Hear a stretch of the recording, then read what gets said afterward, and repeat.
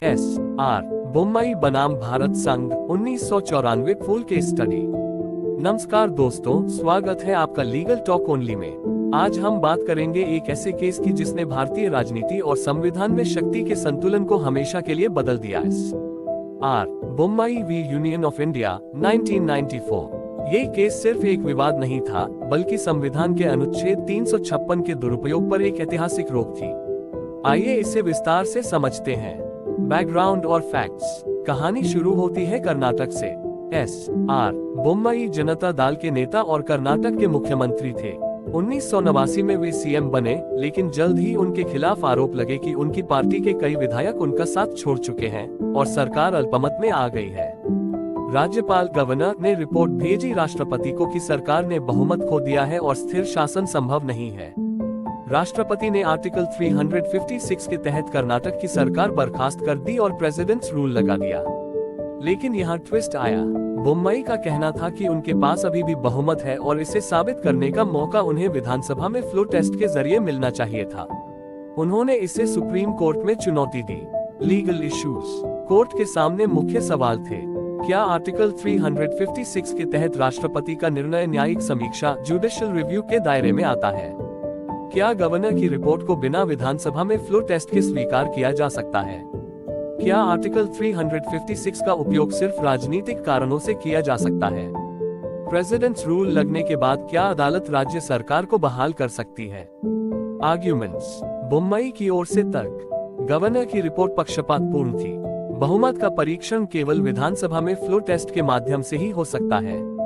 Article 356 का दुरुपयोग किया गया है, जो संघीय ढांचे के खिलाफ है। यूनियन ऑफ इंडिया केंद्र सरकार की ओर से तर्क। राष्ट्रपति का निर्णय राजनीतिक प्रश्न पॉलिटिकल क्वेश्चन है, जिस पर अदालत दखल नहीं दे सकती। गवर्नर ने स्थिति का सही आकलन करके रिपोर्ट दी। अस्थिरता रोकने के लिए तुरंत प्रेसिडेंट्स रूल जरूरी था। Supreme court judgment. फैसला 9 जजों की संविधान पीठ कॉन्स्टिट्यूशन बेंच। तारीख 11 मार्च 1994। मुख्य बिंदु। जुडिशियल रिव्यू संभव है। आर्टिकल 356 के तहत राष्ट्रपति का निर्णय पुनर्तः प्रतिरक्षा प्राप्त नहीं करता। अदालत जांच सकती है कि क्या प्रेसिडेंट्स रूल लगाने के लिए पर्याप्त और प्रासंगिक सामग्री मटेरियल थी। फ्लोर टेस्ट अनिवार्य। अगर बहुमत पर संदेह है तो गवर्नर को विधानसभा में फ्लोर टेस्ट कराना चाहिए, न कि सीधे राष्ट्रपति को रिपोर्ट देकर सरकार भंग करनी चाहिए। फेडरलिज्म और सेक्युलरिज्म बेसिक स्ट्रक्चर। संघीय ढांचा और धर्मनिरपेक्षता सेक्युलरिज्म संविधान की मूल संरचना बेसिक स्ट्रक्चर का हिस्सा है। आर्टिकल 356 का दुरुपयोग इन सिद्धांतों को चोट पहुंचाएगा। अवैध प्रोक्लेमेशन को रद्द करना। अगर अदालत पाती है कि राष्ट्रपति की घोषणा असंवैधानिक थी, तो वह राज्य सरकार को बहाल कर सकती है। Significance of the case. Article 356 के दुरुपयोग पर रोक। पहले केंद्र सरकार अक्सर राजनीतिक कारणों से राज्य सरकारों को बर्खास्त कर देती थी। बोम्मई केस के बाद यह आसान नहीं रहा। जुडिशियल रिव्यू मजबूत हुआ। अब राष्ट्रपति का निर्णय भी अदालत में जांचा जा सकता है।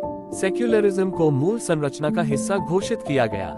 फ्लोर टेस्ट की परंपरा स्थापित हुई। दोस्तों, S.R. बोम्मई केस ने भारतीय लोकतंत्र में शक्ति का संतुलन बनाए रखने में बड़ी भूमिका निभाई।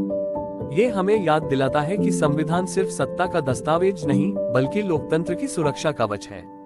अगर आपको ये केस स्टडी अच्छी लगी तो वीडियो को लाइक, शेयर और सब्सक्राइब जरूर करें।